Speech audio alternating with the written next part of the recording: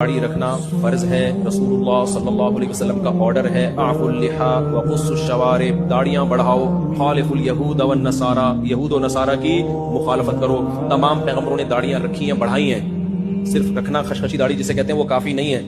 تورات میں اللہ تعالیٰ کا حکم آج بھی موجود ہے کہ اللہ تعالیٰ نے موسیٰ علیہ السلام کو کوہ طور پہ بلا کے حکم دیا کہ اپنی قوم سے کہہ دو کہ داڑھی مت کٹانا۔ یہی وجہ ہے کہ آج یہودی بھی لمبی لمبی داڑیاں رکھتے ہیں۔ ہمارے نام نہاد مذہبی اسکالرز جو آج لبرل قسم کے اسکالرز آ رہے ہیں، ان کو یہودیوں سے عبرت حاصل کر لینی چاہیے کہ ہزاروں سال پرانا مذہب ہے، یہودی نے اب بھی اپنی داڑھی نہیں چھوڑی۔ ان کے مذہبی اسکالر کہتے ہیں بڑھانی پڑے گی۔ پیغمبروں کی داڑیاں تھیں، تمام صحابہ کی داڑیاں تھیں، علماء صلحاء محدثین فقہاء کوئی ایک بھی نہیں دکھا سکتے ماضی میں جو داڑھی چھوٹی کرتے ہیں۔ اس لیے داڑھی بڑھانے کا حکم ہے، کم سے کم اس کی مقدار ایک مشت ہے، کم سے کم چاروں طرف سے ایک مٹھی۔ اور خط بھی ایسے ایسے بنا رہے ہیں عجیب عجیب قسم کے، جیسے کپ رکھ کے نا کاٹ دیا۔ ایسا نہیں کرو یار، جو نیچرل اللہ نے آپ کو جو جس طرح کی داڑھی دی ہے اسی طرح کی رکھ لو، وہ زیادہ خوبصورت لگے گی۔ عجیب عجیب قسم کے خط بنا رہے ہیں داڑھی، برا لگتا ہے، وہ دیکھنے میں اچھی نہیں لگتی ہے۔ چہرے پہ جو رونق آتی ہے وہ اسی داڑھی میں آئے گی جو قدرت نے آپ کے فیس کے حساب سے آپ کو دی ہے۔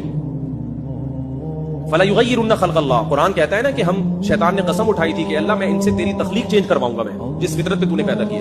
تو اب مصلی جو ہے نا امامت کا، وہ ایک بڑا ایک عظیم مقام ہے، تو مصلی پہ ایسے شخص کو کھڑا کریں کم از کم ڈریسنگ اس کی شریعت کے مطابق۔